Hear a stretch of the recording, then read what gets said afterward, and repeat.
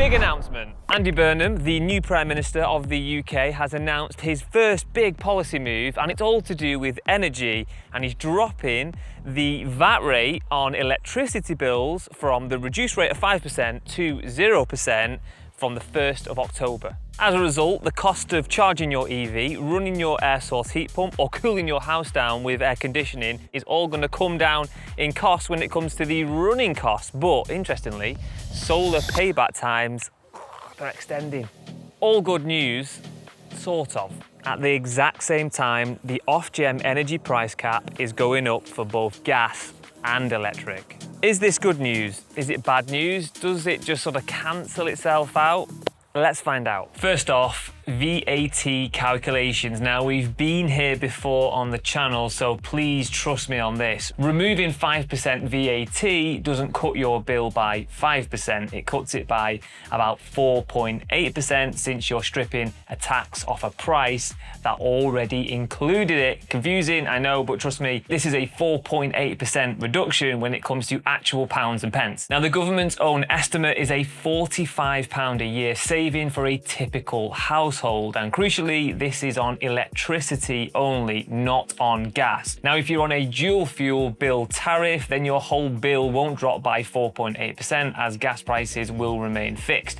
For now, we will get back to that in a moment. Now, let's stay positive just for a second here, because one big bonus of that 4.8% drop is that anything running on electricity instead of gas or petrol just got cheaper to operate. So your air conditioning, your air source heat pumps, if you've got an EV, all that charging at home now will drop in cost. And don't forget, you're likely already saving money over using gas or petrol. So this thing just compounds on top and gives you even more value. And on the face of it, this is not so good news for solar owners or for those who are just about to buy solar, because the way that solar works is you generate your own energy and then you consume it on site. And when you do that, you avoid buying energy in the market. But this new VAT policy, that's going to bring the cost of electricity down by like 4.8%. So it makes it marginally less valuable. But export, which is the other half of solar savings, well, that's not affected at all because export payments will remain the same for now.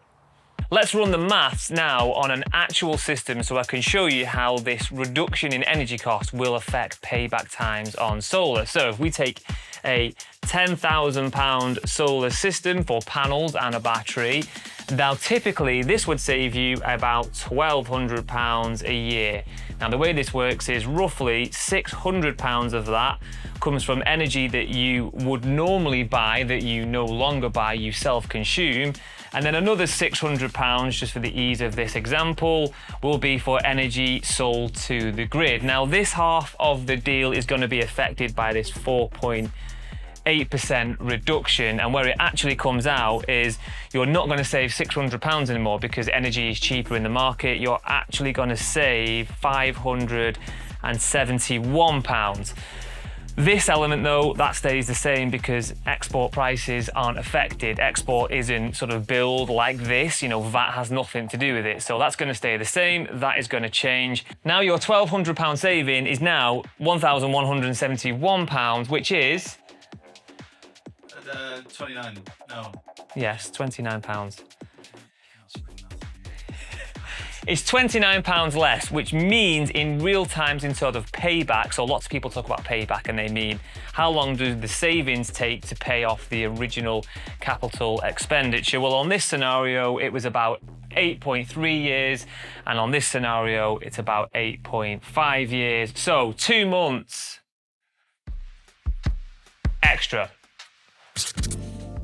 However, solar payback times typically get shorter every year, as those values we've just used are based on today's energy prices, but these generally rise over time. Now, in my opinion, the most accurate predictions come from Cornwall Insight, the industry's most watched forecaster. Forgetting any VAT reductions for the moment, if you reverse engineer the maths, then they have the October price cap rising to about £1,950, an 89 £9 increase on today's retail rates. Now, this all came about from a statement they put out on the 21st of July. And what they said was that energy prices right now in the UK under the current energy cap are coming in about £1,862 for a typical household. Now, what they are saying is that from the 1st of October, prices will increase and they will go to £1,906. Now, interestingly, this figure includes the 5% reduction in VAT. This is going to take forever to write. Why did I do this? In VAT. So that price already includes that money off. Now, if we add that money back on, because the government have said here that this VAT reduction is going to save about £45, what this actually means is that if this VAT reduction wasn't in place, then prices were going to go up to about £1,950 per year, which is like 90 quid-ish on the current rates. And that just shows you just how aggressively these prices in market are increasing. Like every time we do one of these videos, this just gets worse.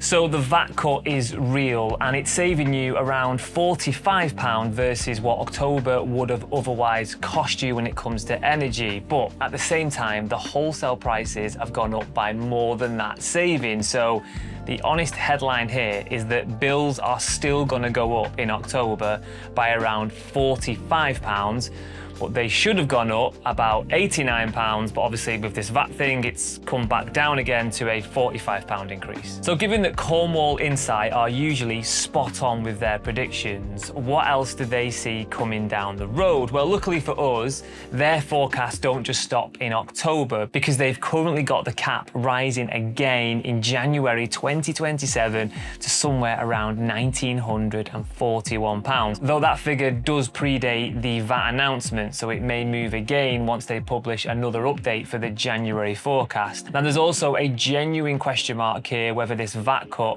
even survives the long term. The government has only confirmed this will stay in place until the end of the financial year in April, and the brand new Energy Secretary who took over in this week's reshuffle is reportedly weighing bigger structural changes instead, like moving policy levels into general taxation or introducing like block tariffs. So what we see here in the market all the time is that energy bills are loaded with lots of government policy, and what the suggestion here may be is that we remove all of those policies from energy bills and just move them to general income tax or general taxation to sort of bring costs down. I mean, you're still paying for it, but you're not paying for it here, you're sort of paying for it over here. But that's all to be played out yet. Now, the reality here, it doesn't matter what government policy really does, because all of this is driven by wholesale pricing and the volatility in the gas market.